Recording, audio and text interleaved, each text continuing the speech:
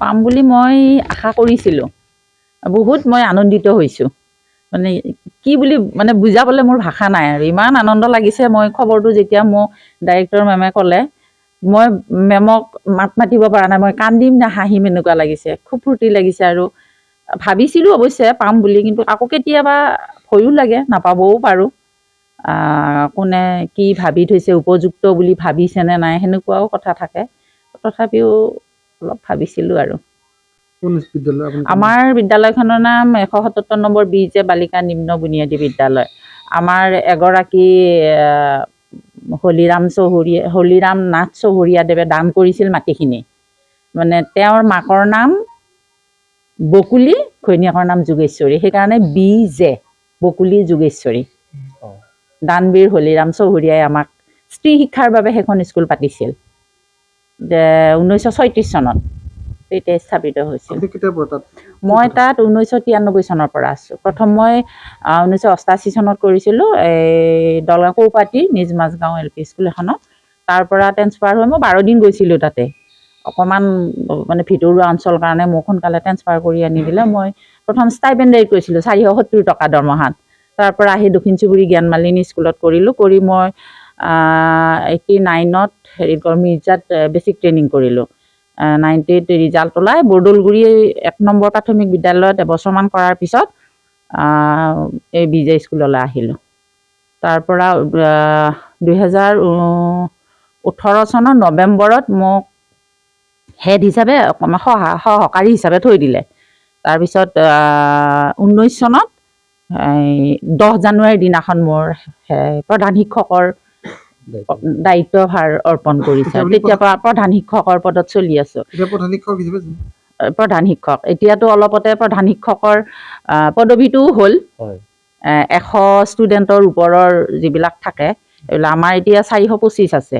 এইবাৰ 100-150 মান মই ষ্টুডেণ্ট ঘূৰাইছোঁ। তাৰমানে মোৰ বহিব দিবলৈ ঠাই নাই। সেইকাৰণে সেইখিনি মই গাৰ্জেনে বেয়া পাইছে, গাৰ্জেনবিলাকে উপায় নাই। এতিয়াও মানে ইমান অকণমান ৰুমত আপোনালোক যদি যায় কেতিয়াবা দেখিব, অকণমান ৰুমত ল'ৰা-ছোৱালী বহুত কষ্ট হয়। এতিয়া এইটো পুৰস্কাৰটো আচলতে মোৰ নিজৰ বুলি মই ক'ব যোৱা নাই। মোৰ জিলাৰ, মোৰ বিদ্যালয়খনৰ, মোৰ অঞ্চলৰ সকলোৰে সহযোগিতাত মই পাইছোঁ। আজি মই এইখিনি পাইছোঁ, ল'ৰা-ছোৱালীখিনি মই শিক্ষা দিছোঁ কাৰণে পাইছোঁ। সেইকাৰণেহে মই ভাল শিক্ষক হিচাপে পাইছোঁ। তাৰপিছত মোৰ সহকৰ্মী আছে 14 গৰাকী। ল'ৰা-ছোৱালী 425। আপোনাৰ ষ্টাফ কিমান আছে? মোৰে সৈতে 15। ল'ৰা-ছোৱালী কিমান আছে? 425।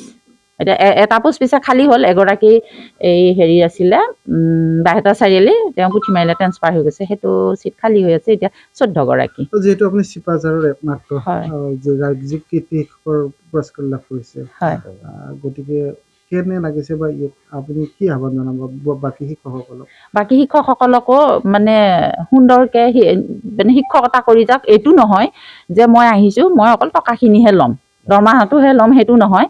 আমাক আশা কৰি চাওক। মোৰ স্কুলত বহুত ইফালে আপোনাৰ নাৰিকলিৰ পৰা আছে, ইফালে পাথৰিঘাট আছে, সিফালে হাজৰিকাপাৰা, পিপিৰা দোকান, নগাঁও, সেইফালে ইমান দূৰৰ পৰা ল'ৰা-ছোৱালী আছে। কিয় আছে? আচলতে আমাৰ স্কুলখন কিবা এটা ভাল বুলি ভাবিছে আৰু আমি সিহঁতক শিক্ষা দিবৰ কাৰণে, সিহঁতক মানুহ গঢ়িবৰ কাৰণে আমাৰ ওচৰলৈ দিছে। যদি আমি সিহঁতক মানুহ গঢ়িব নোৱাৰোঁ, তেতিয়া আমাৰ ল'ৰা-ছোৱালী মানুহ গঢ়িব আমি নোৱাৰিম। যিটো ৰাস্তাৰে আমি ভাত খাই আছোঁ, সেইটো ৰাস্তা আমি ক্লিয়াৰলি যাব লাগিব। যদি আমি ভাল কাম কৰোঁ, তেতিয়াহ'লে আমি ভাল ফল নিশ্চয় পাম। মোৰ সহকৰ্মীক মই সদায় সেইটো কৈ আছোঁ। তেওঁলোকক কৈছোঁ, তোমালোকে যে ল'ৰা-ছোৱালীবিলাক এতিয়া ডাঙৰ স্কুল, প্ৰাইভেট স্কুলত পঢ়াই আছা, কিয়? ভাল মানুহ হ'বৰ কাৰণে। গতিকে আমি ইহঁতক মানুহ কৰিব লাগিব। সেইকাৰণে মই সকলোকে কৈছোঁ, অকল মোৰ সহকৰ্মীখিনিয়ে নহয়, যিমান শিক্ষক আছে সকলোৱে ভালদৰে শিক্ষাদান দি যাওক, সকলো ভাল কাম কৰক, তেতিয়া নিশ্চয় এই ৰাজ্যিকৰ বঁটা নহয়, নেশ্যনেল এৱাৰ্ডো পাব। আপুনি পাম বুলি আশা কৰিছিল নে নাই? পাম বুলি মই আজি কিছুদিনৰ পৰা আশা কৰিছিলোঁ। কাৰণ মোক মানে কি মানুহবিলাকে যেনেকৈ কয় আপুনি ইমান ধুনীয়াকৈ চলাইছে বুলি, কাৰণ মোৰ 26 চনৰ মাৰ্চত মোৰ ৰিটায়াৰ্ড হ'ব। এতিয়া মোক প্ৰায় গাৰ্জেনবিলাকে কয়, বাইদেউ প্ৰথম শ্ৰেণীত থকাখিনিয়ে কয়, বাইদেউ আমাৰ দেখোন ল'ৰা-ছোৱালী তৃতীয় শ্ৰেণীহে পাব। আৰু কিছুমানে নতুনকৈ নামভৰ্তি কৰোঁ বুলি ভাবিছে, আপুনি নাই যদি আৰু নিদিওঁ আৰু এডমিশ্যন, সেনেকৈ কয়। গতিকে সেইফালৰ পৰা মই ভাবিছিলোঁ, মই যিমানখিনি কষ্ট কৰোঁ, মই অকলে থাকোঁ, কিন্তু ঘৰখন মই পিছ কৰোঁ, আগতে মই স্কুলৰ কামখিনিৰ কথা চিন্তা কৰোঁ। আৰু শিক্ষা দিয়াৰ লগতে আপুনি কিবা অন্য দিশত আপুনি অন্য দিশত মানে লিখা পঢ়া বৰ বিশেষ মোৰ হেৰি নাই। এতিয়া অকণমান দলগতভাৱে বিয়া গীত গাওঁ, তাৰপিছত কিবা অনুষ্ঠানত নাম গাওঁ আৰু নাটকো অলপ কৰোঁ। মাজতে আমি ৰূপালী নাটকখন যোৱা মাৰ্চ, তাৰ আগৰ মাৰ্চত নাৰী দিৱসৰ দিনাখন ঘোঁৰাবান্ধাত কৰিছিলোঁ। ১.৫ বছৰ হ'ল আমি কৰিছিলোঁ, গোটেইখিনি লেডিছে কৰিছিলোঁ। ময়ো ৰজাৰ এক্টিং কৰিছিলোঁ, মই খুব মদ খোৱা এক্টিং কৰিছিলোঁ, মানুহক খুব হহুৱাইছিলোঁ আৰু ভাল লাগিছে। সেইখিনি কৰোঁ আৰু তাৰ বাহিৰে চিলাই তিলাই কিবা কিবি মই কুৰ্চাৰে চিলাই কৰোঁ, মই ষ্টুডেণ্টক ল'ৰা ছোৱালীক শিকাওঁ। ঠিক আছে, আমাৰ ফালৰ পৰা আপোনাক ধন্যবাদ জ্ঞাপন কৰিলোঁ, শুভেচ্ছা থাকিল। হয়। ৰাজ্যিক কৃতি শিক্ষকৰ বঁটাপ্ৰাপ্ত 177 নম্বৰ চিপাঝাৰ BJ বালিকা নিম্ন বুনিয়াদী বিদ্যালয়ৰ প্ৰধান শিক্ষয়িত্ৰী ৰিজুৰেখা দেৱীক আমি অভিনন্দন জ্ঞাপন কৰিছোঁ। আৰু আমি আচলতে গৌৰৱান্বিত, ৰিজুৰেখা দেৱী প্ৰয়াত যোগেশ্বৰ নাথৰ সহধৰ্মিনী আৰু যোগেশ্বৰ নাথ দক্ষিণ চুবুৰীৰ বাসিন্দা, ৰিজুৰেখা দেৱী দক্ষিণ চুবুৰীৰ বোৱাৰী। গতিকে আমি দক্ষিণ চুবুৰী গাঁওবাসী এই সন্মানটো পোৱাৰ কাৰণে আমি গৌৰৱান্বিত। ২ নম্বৰ, যিখন বিদ্যালয়ত তেখেত শিক্ষকতা কৰি আছে, প্ৰধান শিক্ষকৰ দায়িত্ব লৈ আছে, সেইখন বিদ্যালয়ৰ যি পৰিচালনা সমিতি, সেই পৰিচালনা সমিতিৰো মই এগৰাকী দায়িত্বশীল সদস্য।